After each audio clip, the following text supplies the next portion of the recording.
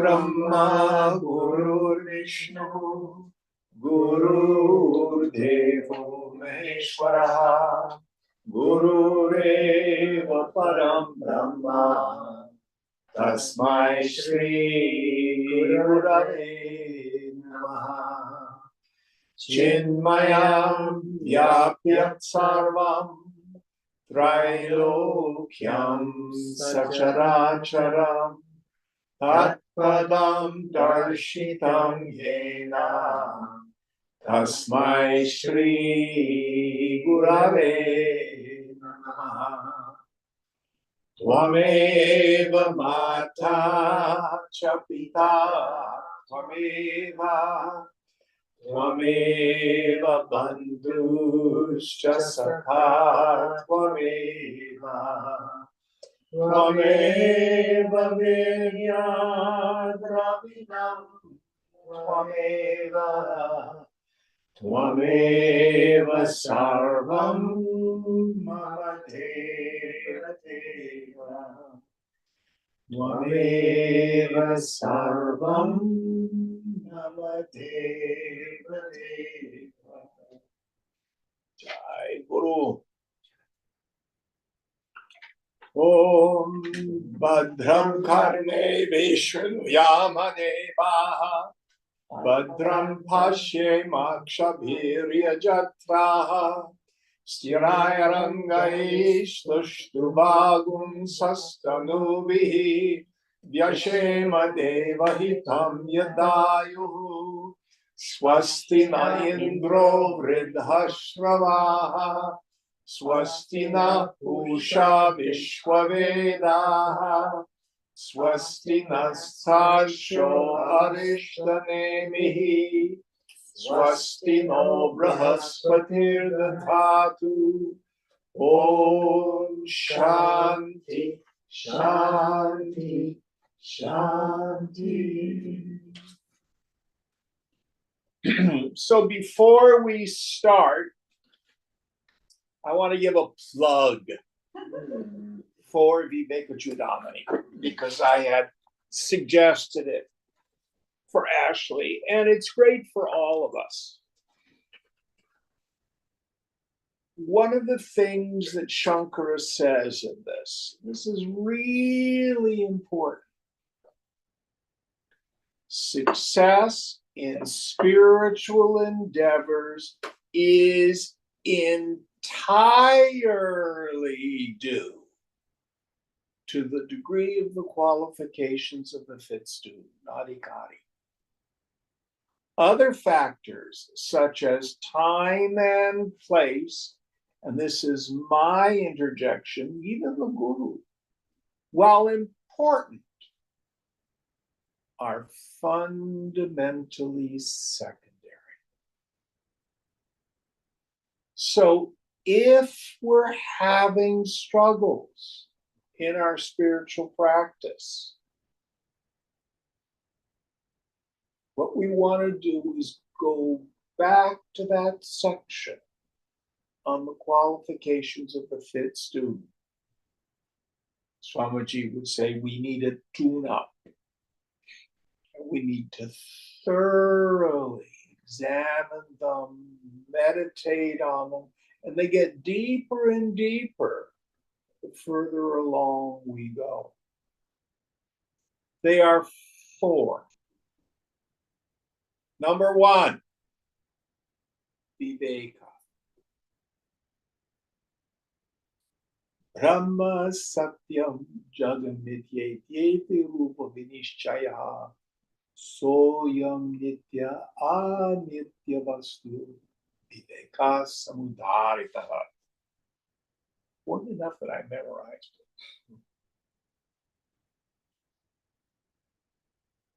Brahman alone is real.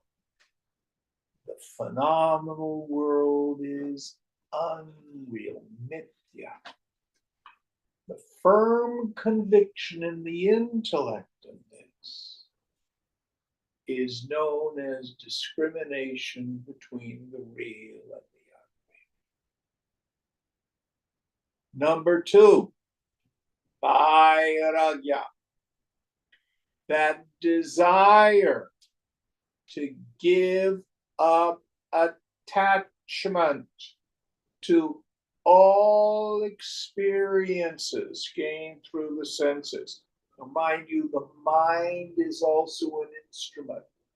So that means giving up my attachment to various thought structures.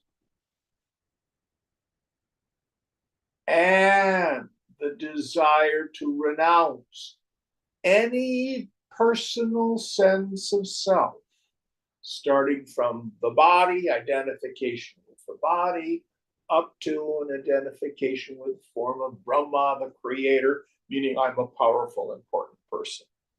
This is known as Vairagya, Viveka, Vairagya.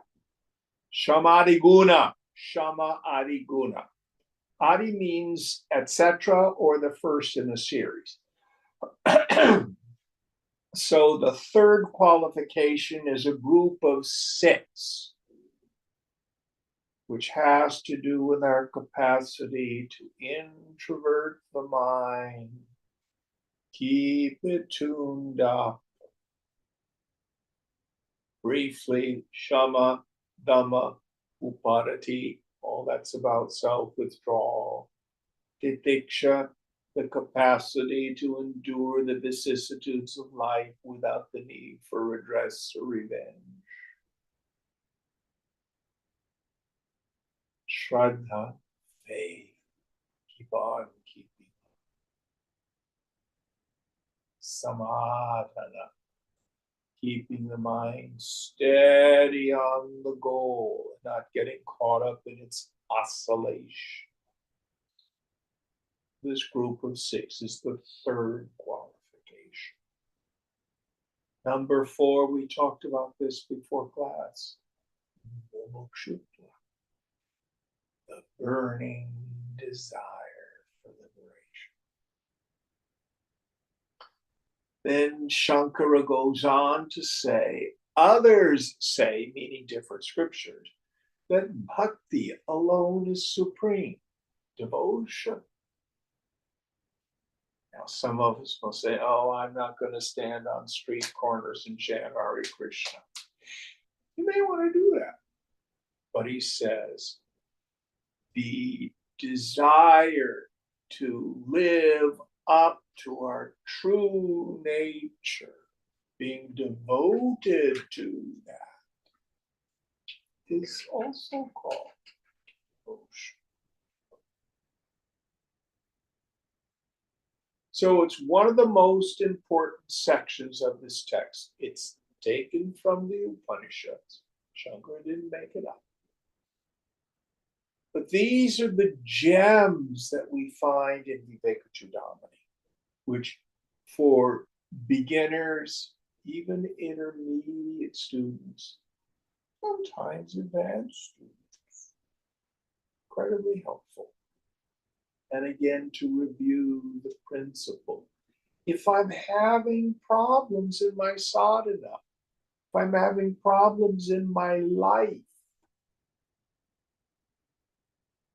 go back, study the qualifications of a fit student, and see if there's some area where you need to do some work. Am I taking aspects of the phenomenal world as real? My terrible boss, politics, or even things about the tragedies of my childhood? And am I taking my mind as real?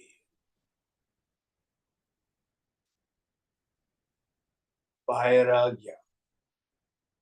Drop it. All my attachments. Let it go, let it go, let it go. All my identifications. And it can be, oh, I'm the greatest person in the world. Or, how could you love me? I'm terrible. Both are illusions.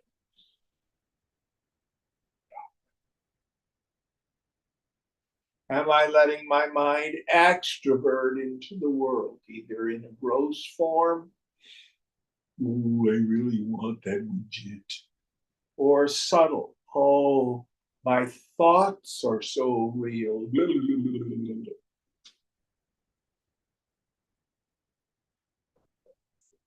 Do I dwell in redress and revenge or self-pity? You know, many of us, when we talk about a klesha, a defilement or an affliction, oh yeah, I got trouble with anger, lust. Lust really gets me. Few of us want to say, I have self-pity. It's so unsexy. What did you do this morning? Oh, I felt sorry for myself for 4 hours. But how many of us do it? It is a klesha. Sound familiar to any of us? That's why I'm laughing. Yep. Poor me. Poor me. Yeah, nobody knows the trouble I've seen. Nobody knows my sorrow. Yeah. And we can get attached and identified with that. We could move through life. This is what we present to the world. I'm this terribly wronged person. It's hard for us to imagine that I can be attached to my suffering. But yeah, I can be. Shraddha, having faith. Hear the knowledge from the teacher, Shravana.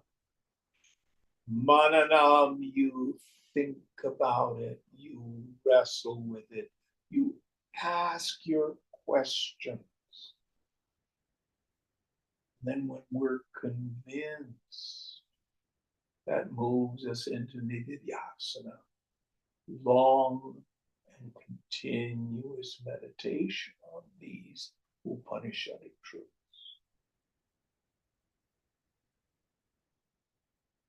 Anyway, I can go on and on about the qualifications of a fit student. They are so important. Any thoughts on this? Which chapter is that? It's not really, Vivekajidam doesn't really have chapters. Okay. All right. It has, editors have made topic headings. Okay, but it's in there. It's in the Towards the beginning. The beginning. You can look in the title of the contents, and it will have very beginning, and it talks about. It's an incredibly important section. Have you done a separate class on Vivekajidam? Almost constantly. But not right now. Not right now. I usually do it when I'm teaching the pedagogical part. We usually, with a tradition, would have us start with this tattva bodh. I don't usually teach tattva bodh, which is a definition of terms. And if you're in a gurukula, you would also be having your basic Sanskrit. It's really simple Sanskrit. I substitute my art of meditation class for that, which gives the basic ideas. Then it's traditionally followed by Atma Bodha. And then I follow that. There are several other smaller texts you can do, Viveka, Aparokshanubhuti, stuff like that. I tend to follow it immediately with Viveka Chudamani, which takes about a year and a half to go through. But the edition from which I teach has Swamiji's commentary. And the whole thing's on video with Swamiji. It's excellent. It's excellent. I started studying it just from the book in 1975. I did not study it with Swamiji himself till 1988. I went to India to do that. Also, it's online. It's in Jim's Zoom. Zoom, yeah. I think you've got 2 of them recorded, or maybe just one. Could be. Yeah. But Series, do yeah. the book. Do the book. Because it's if I'm a poor reflection of Swamiji, I'm doing okay. Go for Swamiji. All right, enough of Viveka Chudamani. So I think we finished up with the 3rd chapter last week. Is that right, Mark?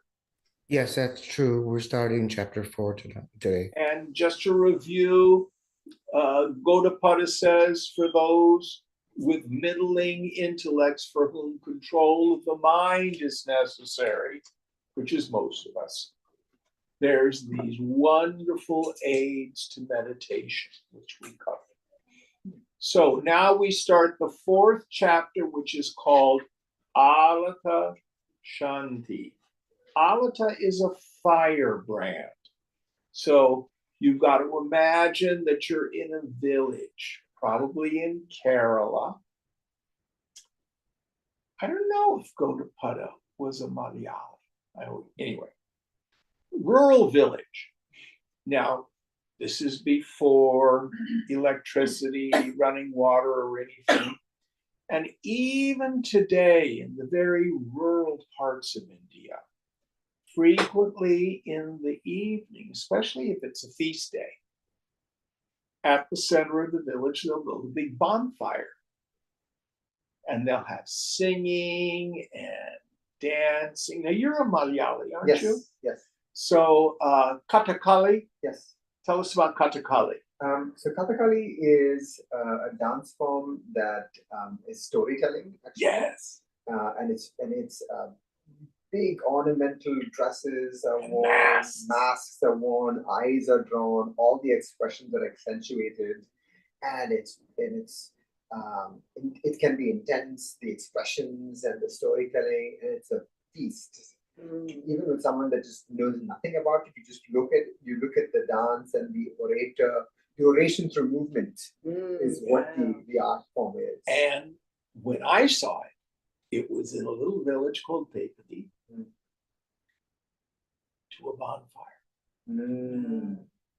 It was just That would thrilling. be wild with You know, the fire. And, Oh, my it's gosh. so powerful. And you could feel the presence of all this. So what you have to imagine is somebody late in the evening, the bonfire has started to bang to some degree. So a person picks up one of the sticks, lights it on fire, and they poke it to make the fire.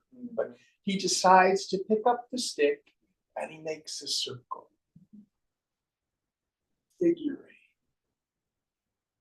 Come forward to the 21st century for us Westerners, 4th of July with a sparkler.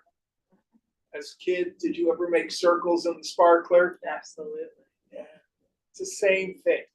So that's an alata. It's a firebrand. Stick, it's fire. Shanti, of course, here means the quenching or the silencing of the firebrand.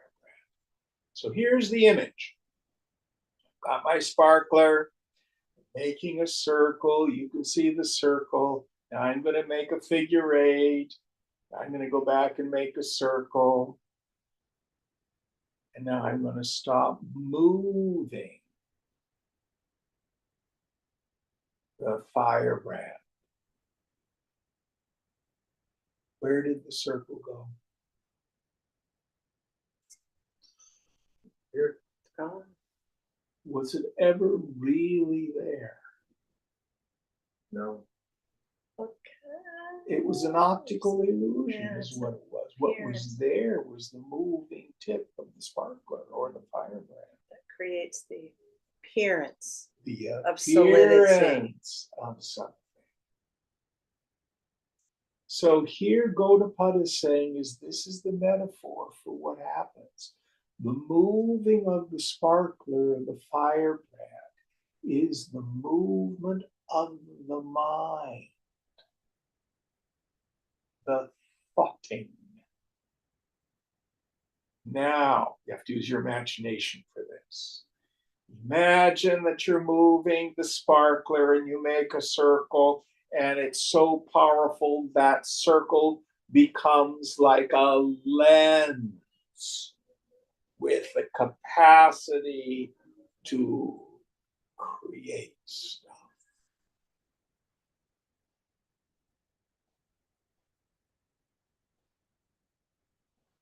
Just like the circle in the firebrand, when you stop moving the firebrand,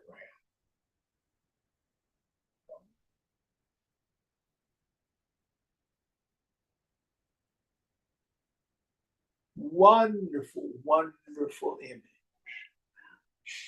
So this is what he's going to be talking about in this 4th chapter, the quenching of the firebrand. So for you and for me, it's the quenching of my neurotic mind that continues to project a world of suffering and craving and ambition and regret and PTSD, all that sort of stuff.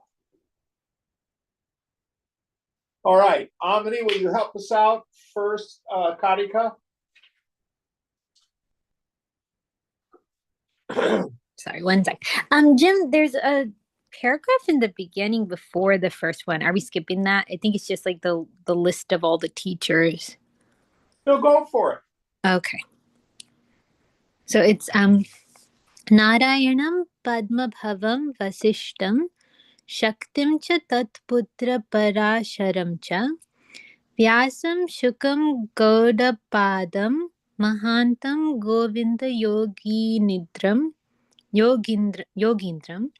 Atasya Shishyam Sri Shankaracharyam Atasya Padmapadam cha Hastamalakam cha Shishyam Tam Trotakam Vartikakaram Anyan Asmat Gurun Santatam Anatosmi.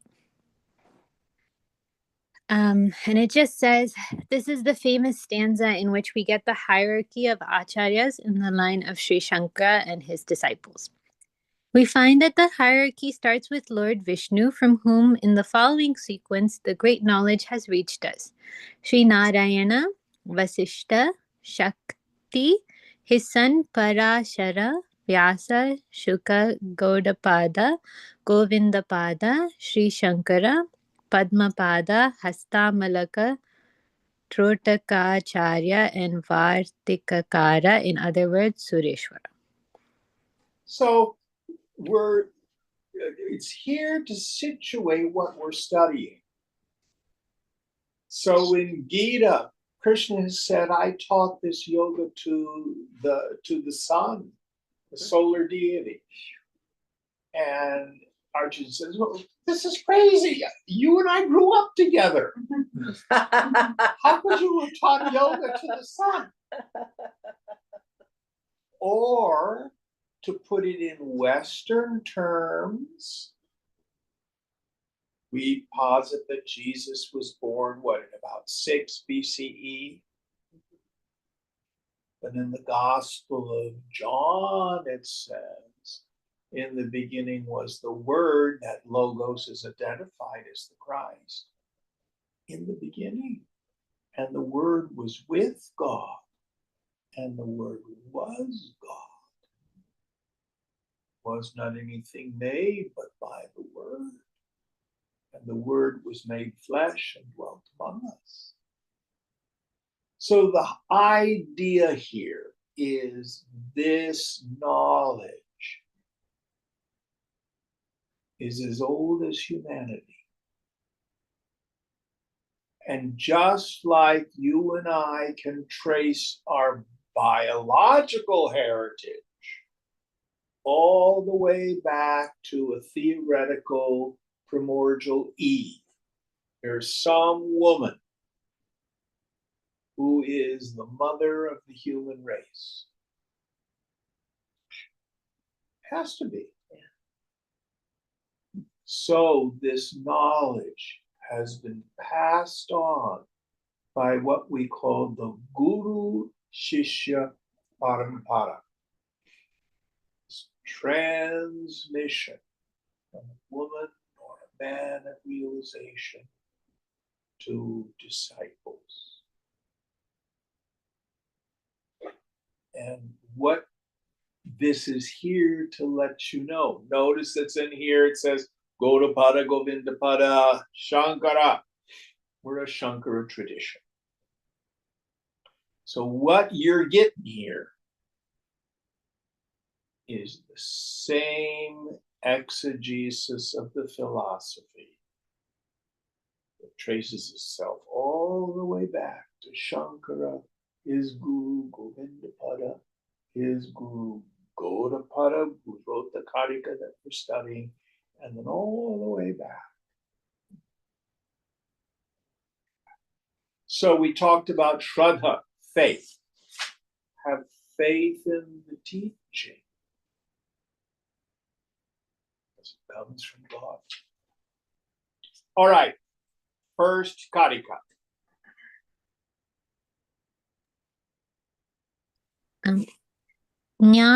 ज्ञानेनाकाशकल्पेन धर्माण्यो गगनोपमान् ज्ञेयाभिन्नेन सम्बुद्धस्तं वन्दे द्विपदां वरम्. I bow to that one who is best among men, who has fully realized the nature of individual self resembling sky by means of his knowledge, which is like space and non-differentiated from objects of knowledge. So here in the beginning of the 4th chapter is another Mangalam, another salutation verse. So here Gaudapada bows to his guru, and who says he's like Gagana, which is sky or space. We talked about the space of consciousness. Vast and endless.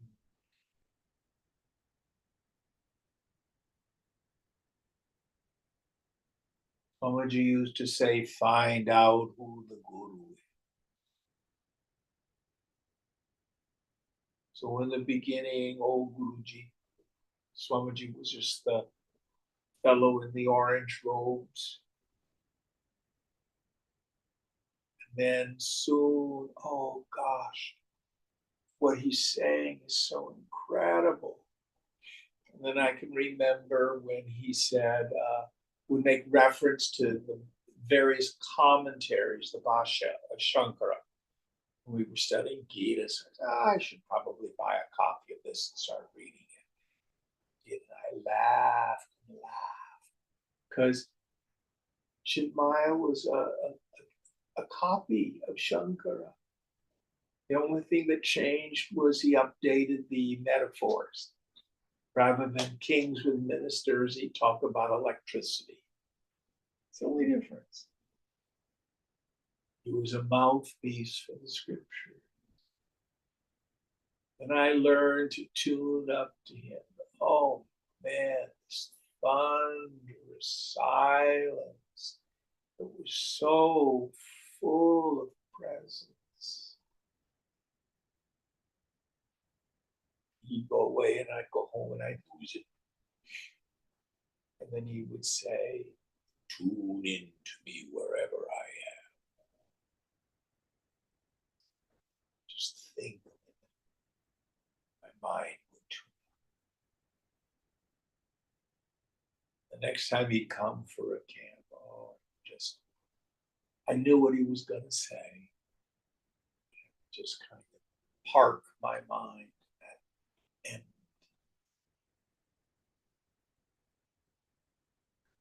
And then he said, we have to be established in that ourselves.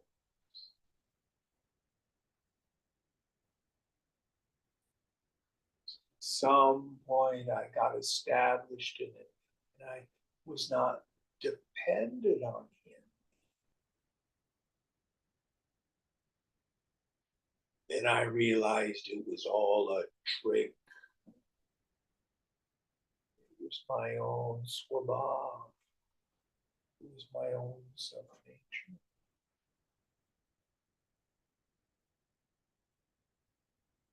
And I finally found out who the teacher was. It was my own self.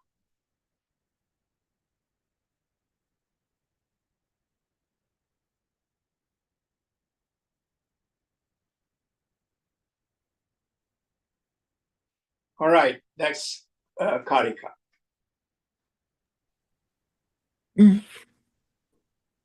अस्पर्श योगो वै नाम सर्वसत्व सुखो हितः अविवादो विरुद्धश्च देशितस्तं नमाम्यहम्.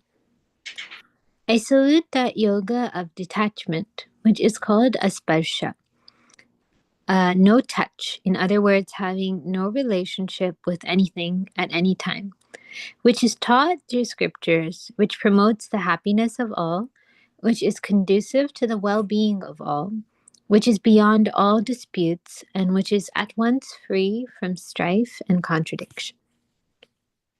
So we have a second salutation, and he salutes asparsha yoga. This is a term that's borrowed from the Bhagavad Gita. So it's a kind of a contradiction. The root is pritchati, which means to touch. So asparsha means untouched. Yoga means joy. So Swamiji would translate it as the touch of the untouched.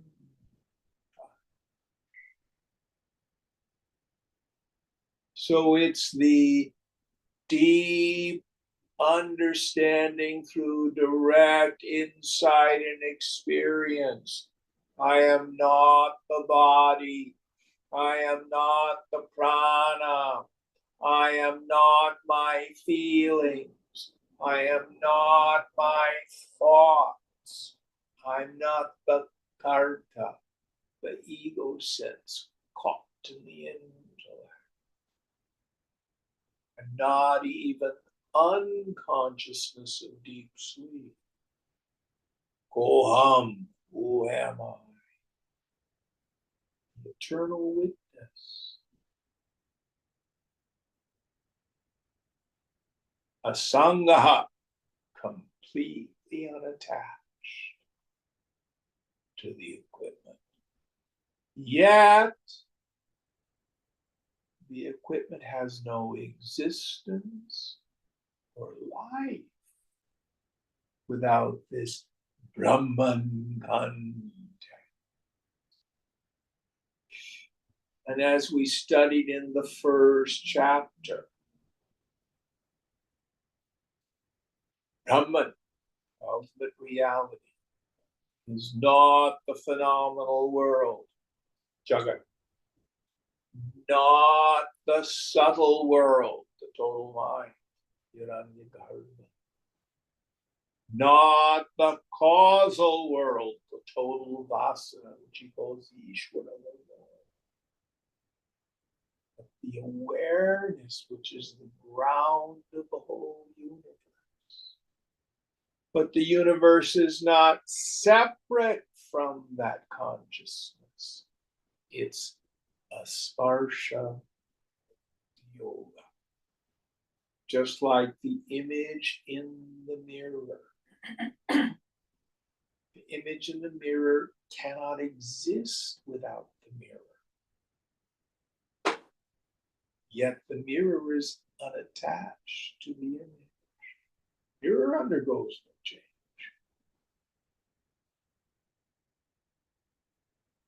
This is the deep understanding of asparsha.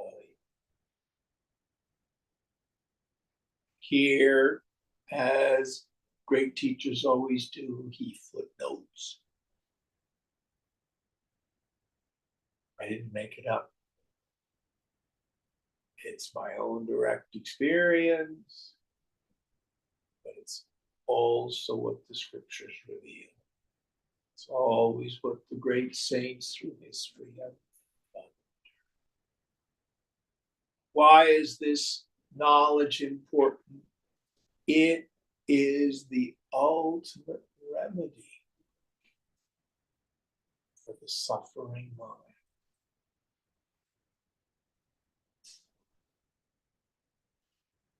I find existential freedom. Nothing's going to harm me. I never change. And I finally find out where happiness is. Happiness is the renunciation of craving, of attachment,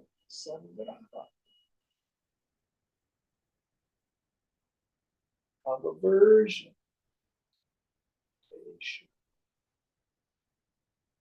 Then the mind easily comes home, rests.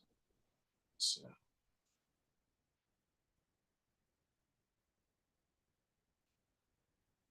beautiful, beautiful two salutation verses. Any thoughts? Next one.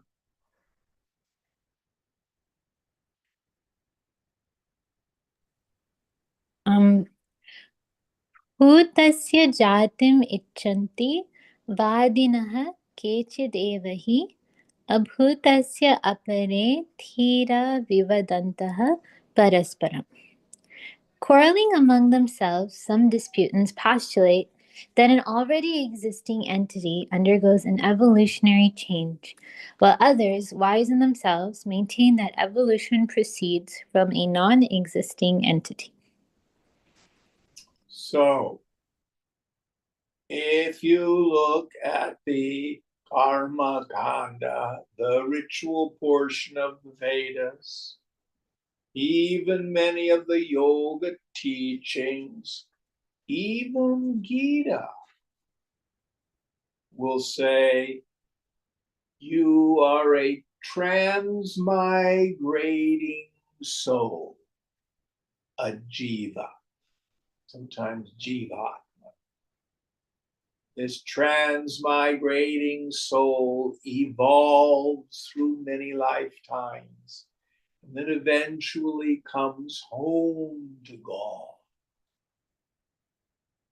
The imperfect becomes perfect.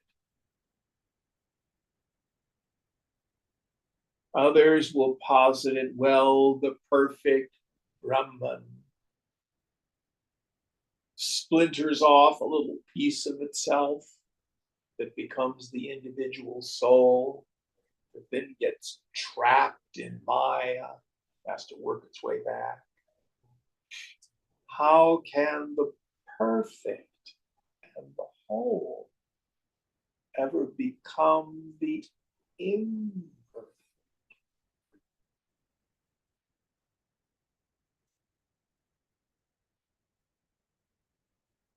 So what Gaudapada is restating here is the doctrine of ajati.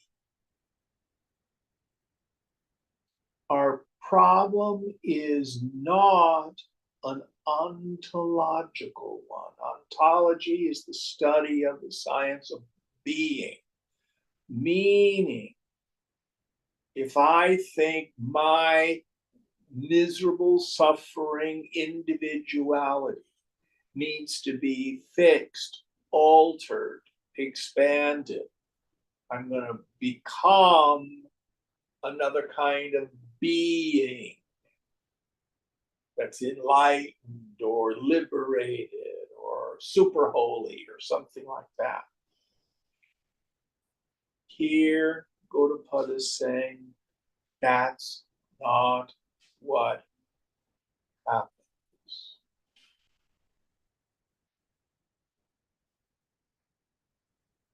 What is it then? Our problem is not ontological. Our problem is epistemological. Epistemology is the study of knowing.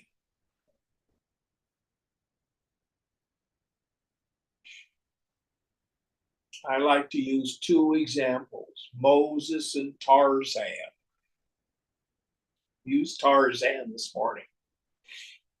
So Tarzan is when he's a child, he's with his parents.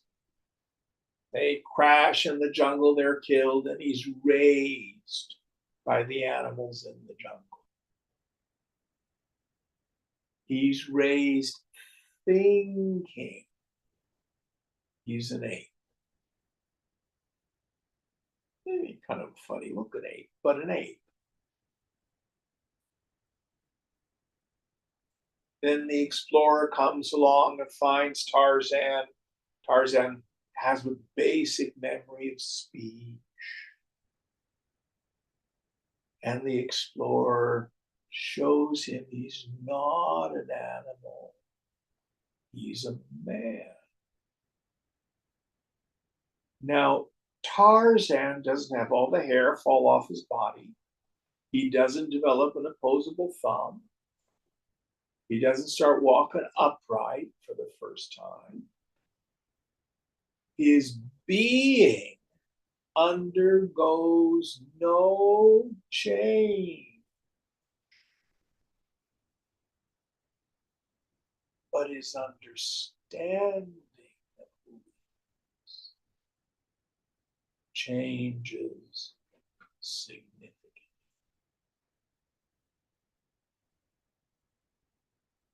We'll make up an example. Wendy and Cheska, their father was a Florentine specialist, right? Yes. So can you imagine if he went to somebody's home in Berkeley and he sees a vase? Where did you get this vase? Oh, I got it at a flea market for $5. I just kind of liked the glass. Dad, being an expert, looks at it and says, this is an Etruscan vase. Who are the Etruscans? They were pre-Italians, early Italians. How old? Thousands of years. 5,000 maybe? Yeah. Yeah. What do you think it's probably worth? A lot of money. Yeah. Mhm. Did the vase change in any way from some cheap glass for $5 to an Etruscan vase? What changed about it? The knowledge of what it was. Yeah. And with the new knowledge, the value change. So my problem is, I think I'm a cheap piece of glass that's worth $5 at a flea market. I'm a miserable creature with breath in my nostrils. And boy, do I have issues. But then the guru says, no, no, no, no, no, no.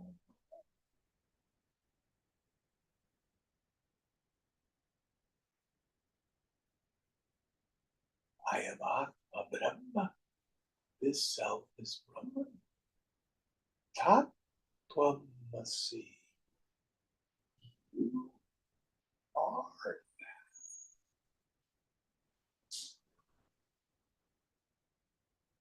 Just like your dad might be able to say, how do I know it's an Etruscan vase?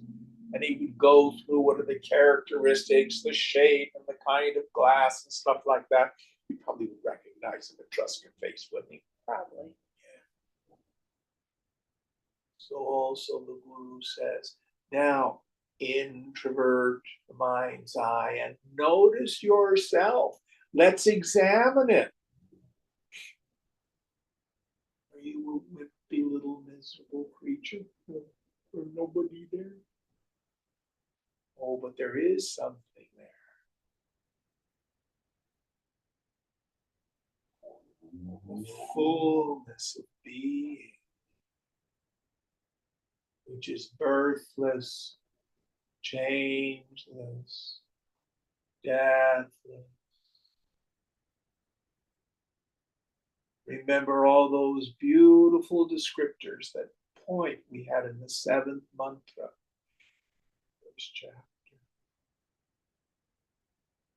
Unthinkable, no form, no qualities, no characteristics. It never rises, it never falls.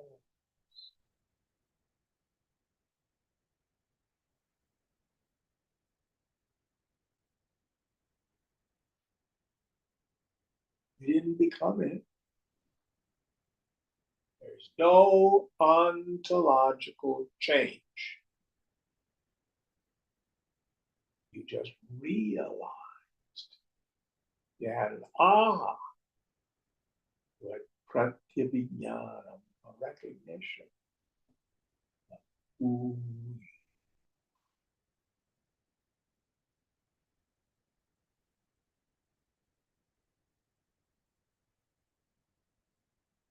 This is the process. We get nothing new, but we get an entirely new understanding of who we are.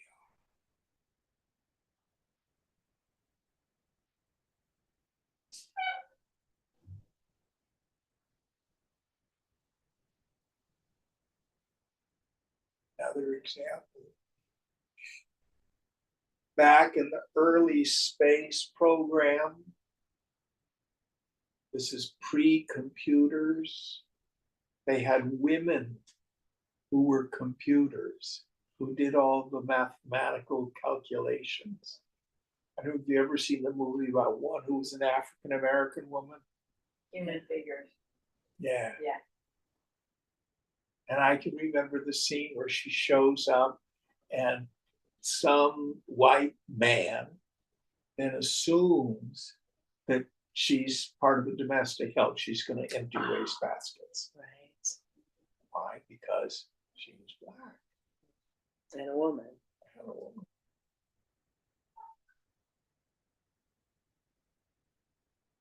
She did not undergo a change,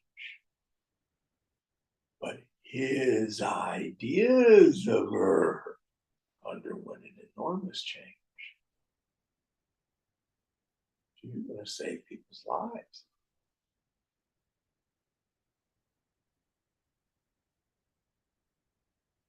So we disregard the pearl of great price, the chintamani, the wish fulfilling gem that is myself, and get caught up in all these wrong ideas. Listen carefully. These wrong ideas are nothing but habit.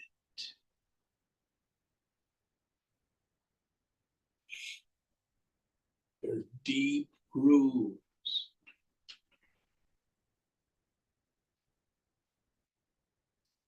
All right, next Karika, please.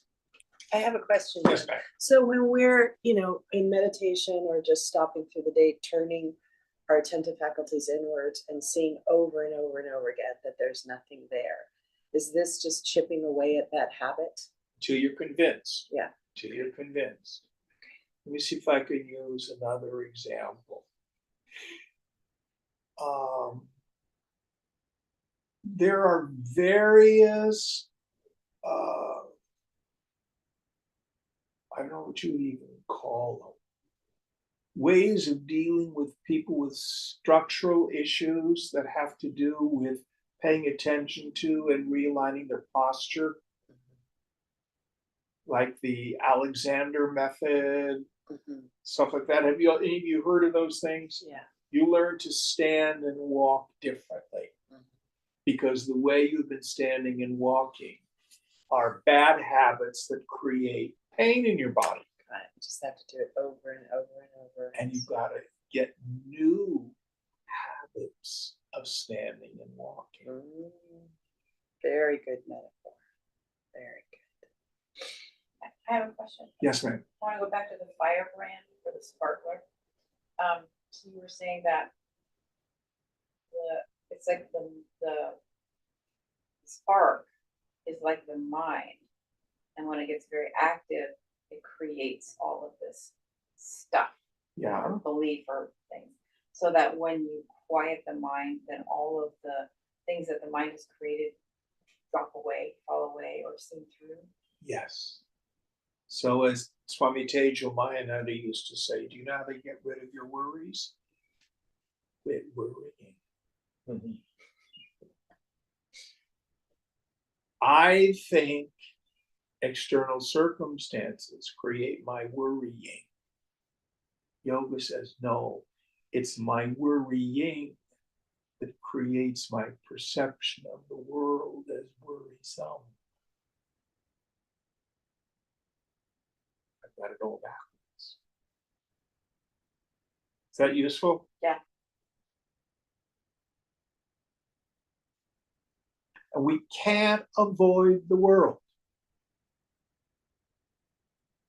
You know, in the very first chapter of Gita, Arjuna's solution to his problems is, I'm going to run away to the forest and meditate.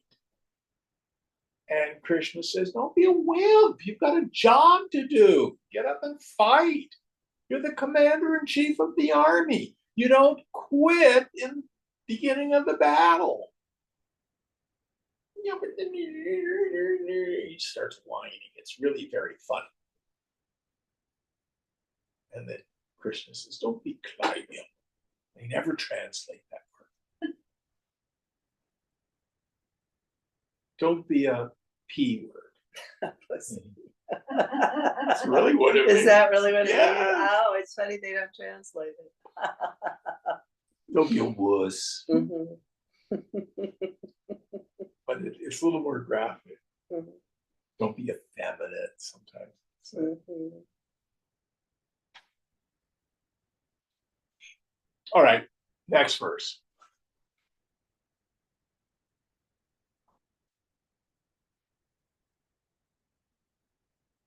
Sorry, Jim. I have to like swap between the Zoom and the Kindle. So like there'll be a little pause as I do It's that. all right, and then you've got baby to take care of. Yep, and there's that in the middle too. Yeah. Bhutam na jayate, kinchid abhutam naiva jayate, vivadantu dvaya evam ajatim khyapayante te. The pre-existent cannot ever again pass into birth, nor can anything non-existent ever come into existence again. Thus, disputing among themselves, they, in fact, unconsciously proclaim the Advaita view and support the absence of birth, in other words, absolute non-creation theory. Yes. So, all these various philosophical schools who somehow try to explain the existence of a real individuality always end up problematic. Let's move it forward to the 21st century. Well, you've got trauma. Have you tried EMDR? Well, if you haven't done EMDR, you're just doing it all wrong. Well, no, I'm actually doing Freudian analysis. I'm going 4 days a week on the couch. It's the only way you can really get to the root of all this. EMDR is, no, you need to do past life regression. This isn't just from this life. You've been carrying this stuff for lifetimes. No, just change your behavior. Take those feelings and stuff them down. Salute and execute. All these various ways of trying to deal with a mind that we think is real.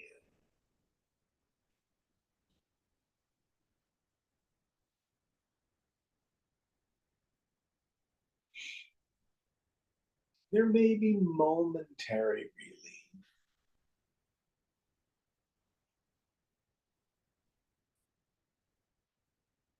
It was in the New York Times, I think, yesterday. I think I heard it on the news that Elon Musk is on ketamine and Adderall, and he's doing ecstasy and mushrooms to deal with his depression. Poor man. Poor man. As if this stuff is somehow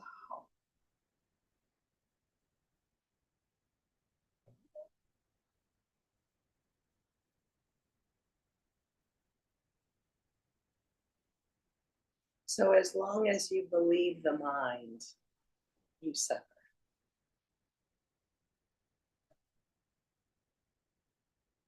Even if your thoughts are good, there's still nobody's thoughts are permanently good. right. Because as long as you think the individuality is real, it is inherently insubstantial. And therefore, it always feels like it's under attack.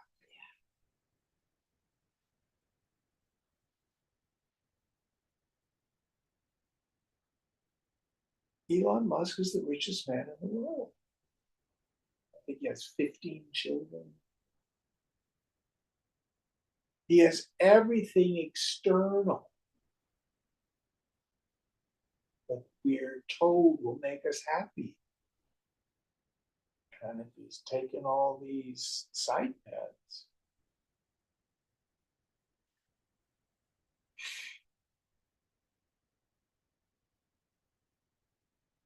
very sad. I have no idea.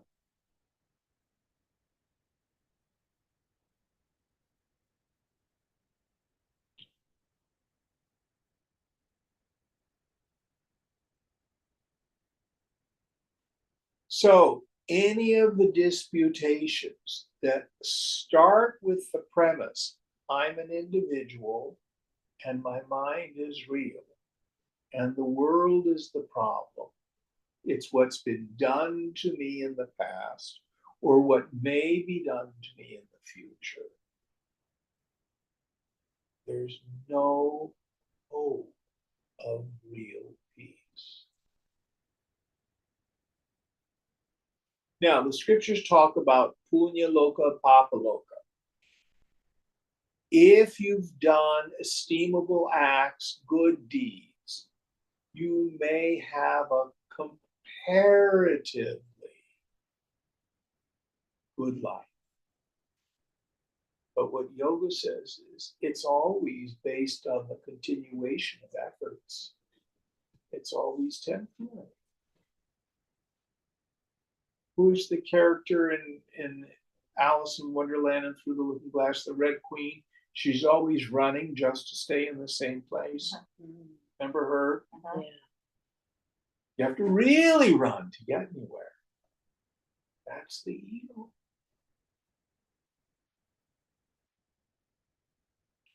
Gaudapada says, the very contradiction of all these systems proves their fundamental unreality.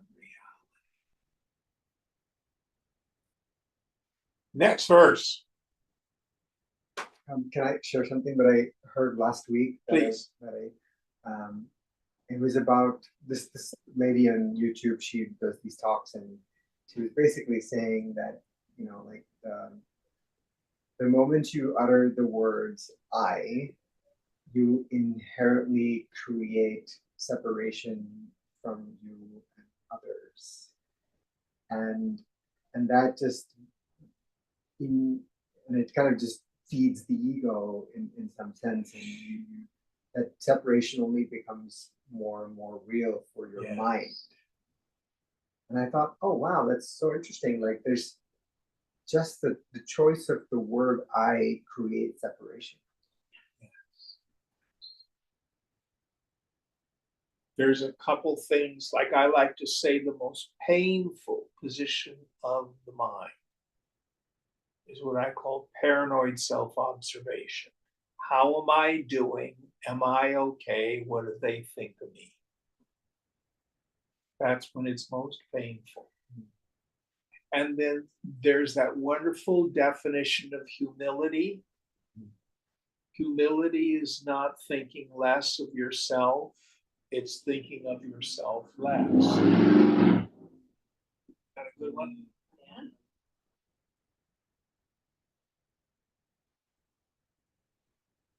All right, next verse. Yapyamanam ajatim Tair anumodamahe payam vivadamo na taihi sartham avivadam nibodhata. We approve the non-creation ajati theory declared in effect by these dualists. We do not quarrel with them. Now hear from us what is the ultimate reality, which is free from all contradictions and disputations. So the Vedantin has no disagreement or argument with anyone else's ideas, beliefs.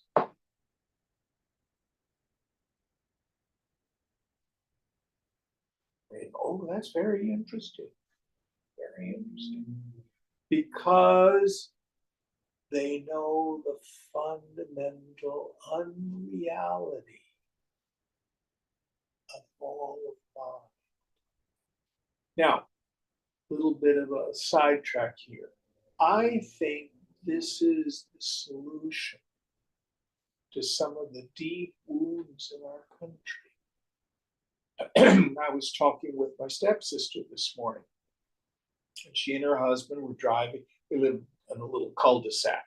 They were driving down. They know everybody on this little cul-de-sac. And my sister and brother-in-law are quite progressive. They're very liberal. He's Danish. They, very liberal. And there were some very conservative people on that block. And as they were driving by, my sister was waving, and one neighbor waved back. The other person wouldn't even acknowledge them. These are neighbors. It's sad. It's sad. We have to be willing to set aside our own rigidity. Talk with one another peacefully.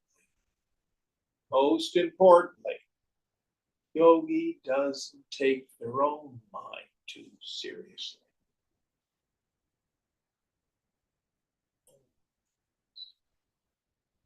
Any thoughts on this?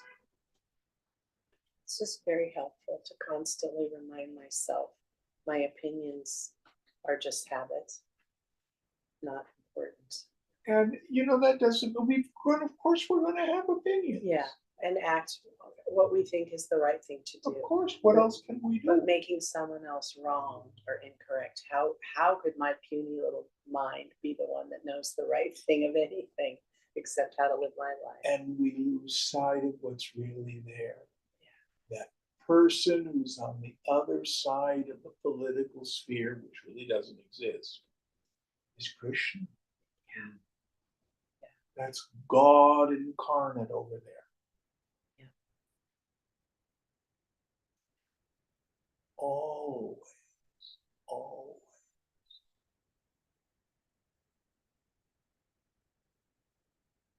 Okay, next verse.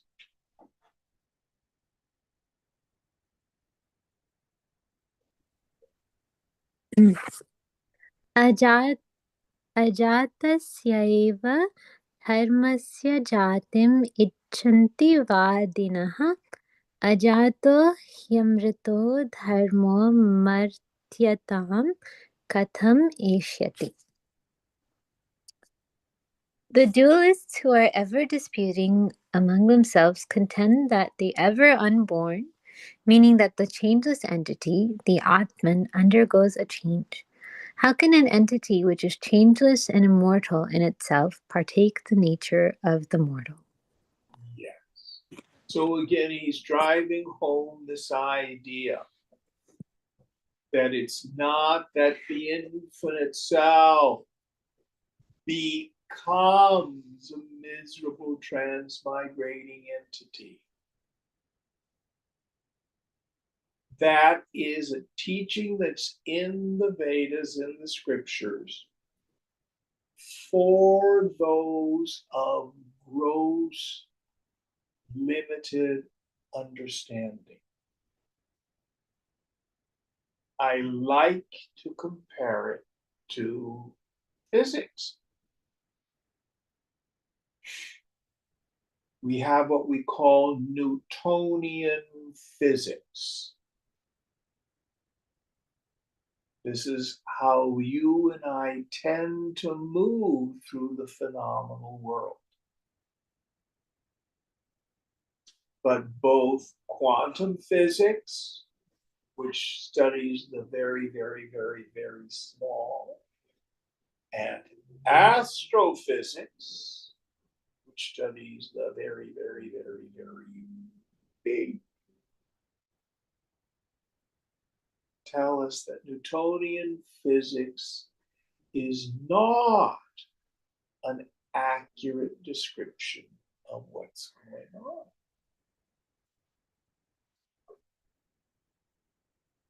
Something as simple. Oh, my watch gains about a minute of time every month after we set it. That's based on the assumption that time is concrete. A minute is always a minute. A second is always a second. But we know that as in relationship, one body approaches the speed of light, their experience of time is totally different. 200 years on the spaceship is 1,000,000 years on the earth. How could that be?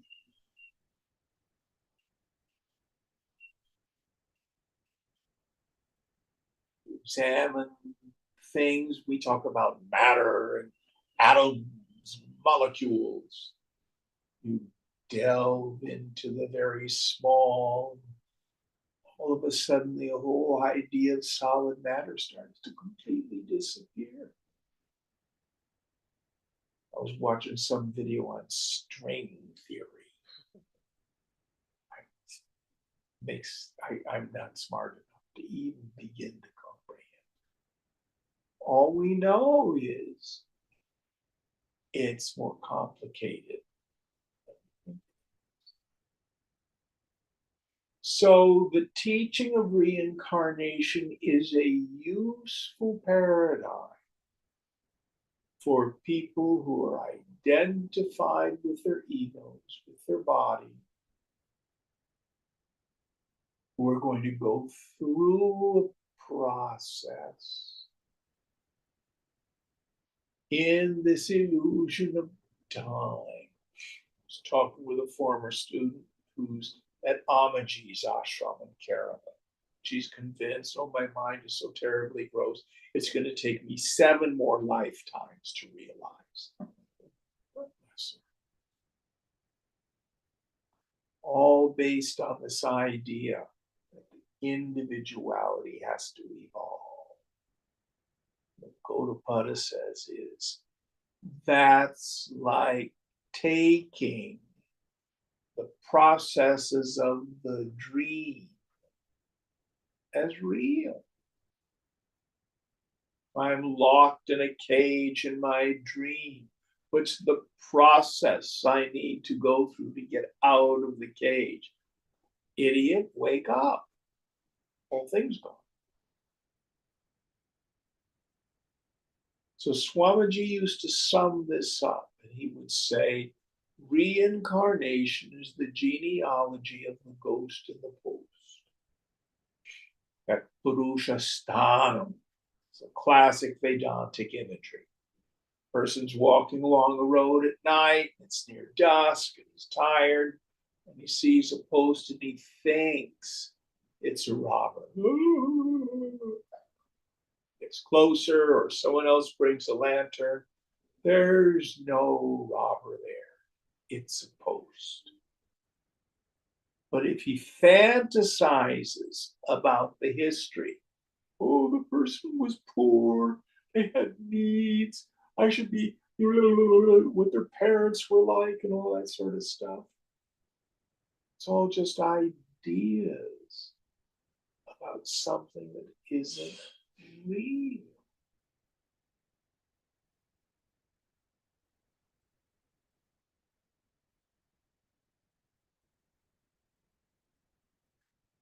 So this is what yoga ultimately thunders. Who you are, what you are. It's a birthless, changeless entity.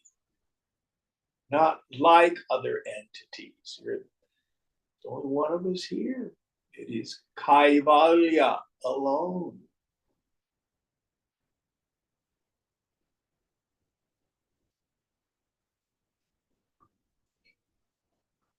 This is not just philosophy.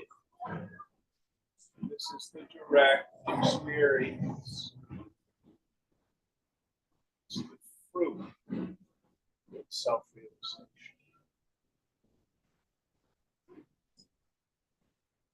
Okay, we'll end here. Can I have a question? Certainly. In the context of non-dualism, and in the context of like defining what a god is, right, or like the notion of God, right? How does a Vedanta look at the classic Vedic gods like Indra and Agni and what's the relationship between Vedanta and the view of like the Vedic gods? I guess? It all depends on from what viewpoint we're talking. A personal God is as real as your ego and your equipment. If you are ego identified, by all means, surrender to a personal God, be it a Vedic God or be it Krishna or Ram or Jesus. But when you see through it, you see the unreality of your individuality. You also see that all of the forms of God,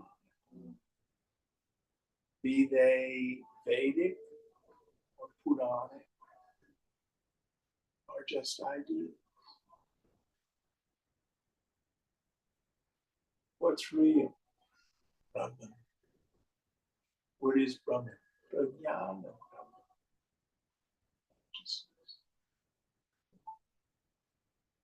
And it has no form, has no distinctions.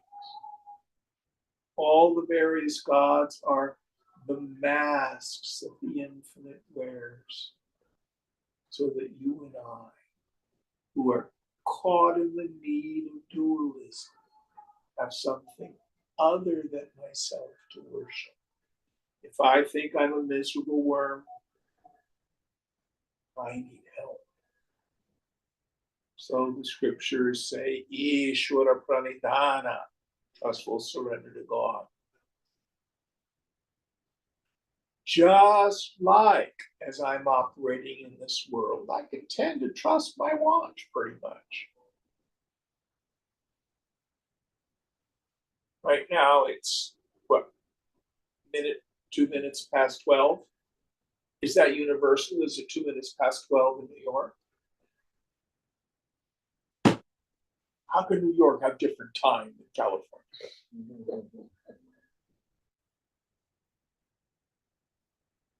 Is that helpful? It is, yes. Now, Swamiji used to say that person is the greatest of fools. who is completely identified with their body, with their ego, and denies the existence of a personal God, be it Indra or be it Krishna, because then you're left with nothing but your puny willpower. I'm gonna muscle through my terrible problems all by myself. That's it.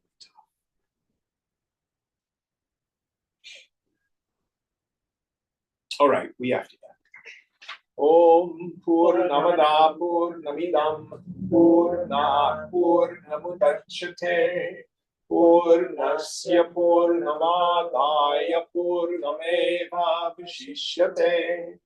Om Shanti Shanti Shanti Hari Om Sri Guru Namaha Hari Om.